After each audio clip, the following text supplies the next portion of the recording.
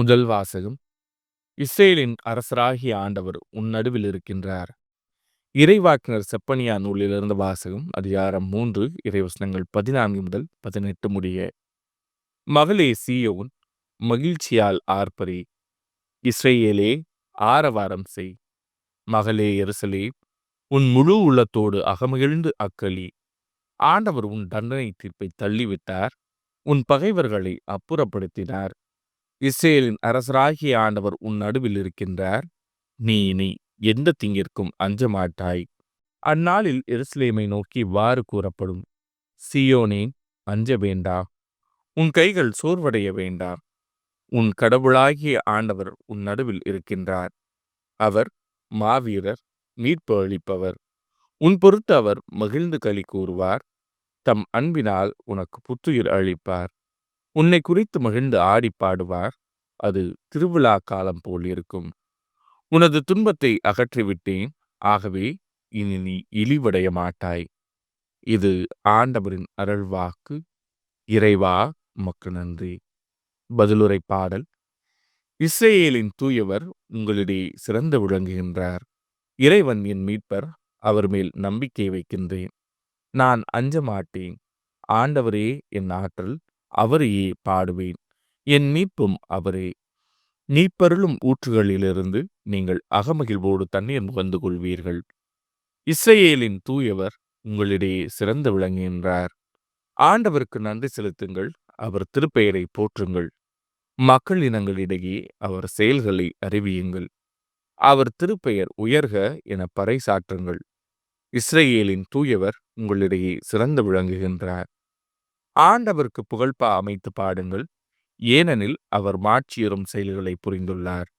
அனைத்துலகும் இதை அறிந்து கொள்வதாக. சீயோனில் குடியிருப்போரே, ஆர்ப்பரித்து அக்களியுங்கள். இஸ்ரேலின் தூயவர் உங்களிடையே சிறந்து விளங்குகின்றார். இஸ்ரேலின் தூயவர் உங்களிடையே சிறந்து விளங்குகின்றார். நற்செய்தி வாசகம். என் ஆண்டவரின் தாய் என்னிடம் வர நான் யார்? லூக்கா எழுதிய தூய நற்செய்தியிலிருந்து வாசகம். அதிகாரம் 1 இறைவசனங்கள் 39 முதல் 56 முடிய. அக்காலத்தில் மரியா புறப்பட்டு யூதேய மலைநாட்டிலுள்ள ஓர் ஊருக்கு விரைந்து சென்றார். அவர் செக்கரியாவின் வீட்டை அடைந்து எலிசபெத்தை வாழ்த்தினார். மரியாவின் வாழ்த்தை எலிசபெத்து கேட்டபொழுது அவர் வயிற்றில் இருந்த குழந்தை மகிழ்ச்சியால் துள்ளிற்று. எலிசபெத்து தூய ஆவியால் முற்றிலும் ஆட்கொள்ளப்பட்டார். அப்போது அவர் உரத்த குரலில், பெண்களுக்குள் நீர் ஆசி பெற்றவர், உம் வயிற்றில் வளரும் குழந்தையும் ஆசி பெற்றதே. என் ஆண்டவரின் தாய் என்னிடம் வர நான் யார்? உம் வாழ்த்துரை என் காதில் விழுந்ததும் என் வயிற்றினுள்ளே குழந்தை பேருவகையால் துள்ளிற்று. ஆண்டவர் உமக்குச் சொன்னவை நிறைவேறும் என்று நம்பிய நீர் பேறு பெற்றவர் என்றார். அதை கேட்ட மரியா பின்வருமாறு கூறினார்: ஆண்டவரை எனது உள்ளம் போற்றி பெருமைப்படுத்துகின்றது.